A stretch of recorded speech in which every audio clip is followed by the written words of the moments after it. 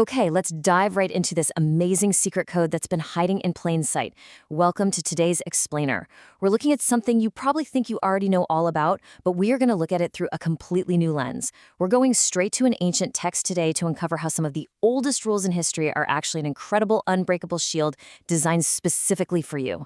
So let me ask you a question, and I'm talking directly to you, the 10-year-old watching this, or, even the 10-year-old inside all of us. Have you ever felt like God's laws are just this giant, boring list of rules meant to stop you from having a good time? It's super easy to look at a list of rules, whether it's at school, at home, or in the Bible, and feel like they just exist to restrict you, right? To keep you from doing the fun stuff. But what if we've been reading them backwards this whole time? Section 1, Rules or Secret Promises. We are going to completely reframe how we look at these ancient words and see what they really mean.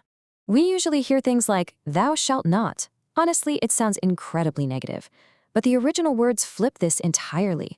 The text states, and I quote, "The 10 Commandments, thou shalt and thou shalt not, are 10 promises assured to us if we render obedience to the law governing the universe." There's literally not a single negative in the law.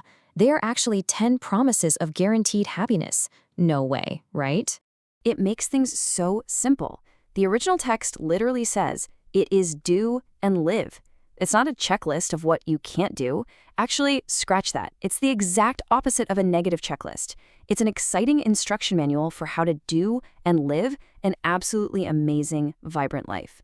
Think of it way less like a keep off the grass sign and more like a treasure map where every single step forward brings you closer to the prize. Section 2, the ultimate shield. Let's look at what obedience really means in this exciting new context. Obedience isn't just doing your chores or begrudgingly following instructions just because someone bigger than you told you to. According to the text, true obedience is perfect harmony with God's holy, just, and good law. Imagine a massive orchestra playing a beautiful song. Obedience is you playing your instrument perfectly in tune with the rest of the universe. It's the exact condition required for eternal life. It's all about fitting perfectly into a happy universe. To really understand why this harmony is absolutely crucial, let's look at the alternatives. If everyone got eternal life, even those who actively wanted to break the rules, the whole universe would be in serious danger. Sadness and misery would just last forever, and nobody wants to live forever in a miserable universe.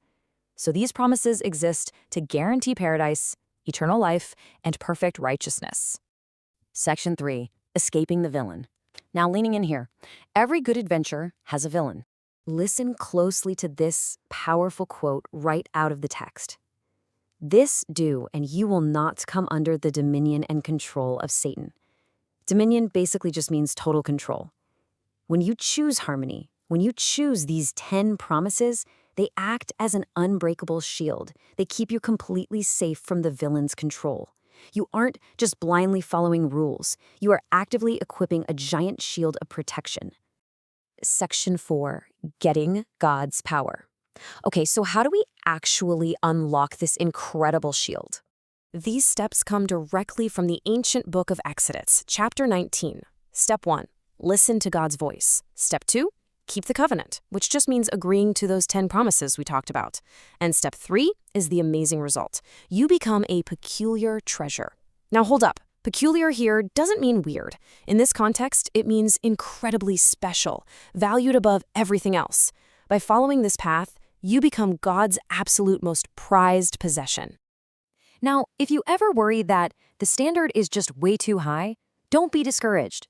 The ancient text explicitly states that this standard is not one to which we cannot attain. Why? Because in every single command God gives, there is a positive promise underlying it. He isn't setting you up to fail, not at all. He's setting you up with the exact promises you need to succeed. Section 5, the path to paradise. Let's pull back and connect all of this to the very beginning of time. Look at how this builds across all of history. The rules for eternal life haven't changed one bit. They are exactly the same today as they were for Adam and Eden before the fall. Even in the New Testament, Jesus didn't lower the standard at all. The path has always been exactly the same, perfect harmony with God's law. But here is the ultimate power-up, literally the best news of this entire explainer. You do not have to do it alone. The text says God provides the power for us to become like him, and he will accomplish this for all who do not interpose a perverse will. What does that mean in normal words? It means he will do the heavy lifting as long as we don't stubbornly fight back against him. He gives you the map, the shield, and the energy to make the whole journey. So we've totally reframed the whole picture today. The rules aren't fun crushers, they're promises of happiness. They aren't a burden. They're a literal shield against a very real villain. And the requirement hasn't changed since the Garden of Eden, but neither has God's promise to give you the power to actually achieve it. So my final question to you is, will you take up the shield and accept the 10 promises today? Think about that as you go through your week. Thanks so much for joining me on this explainer, and keep exploring.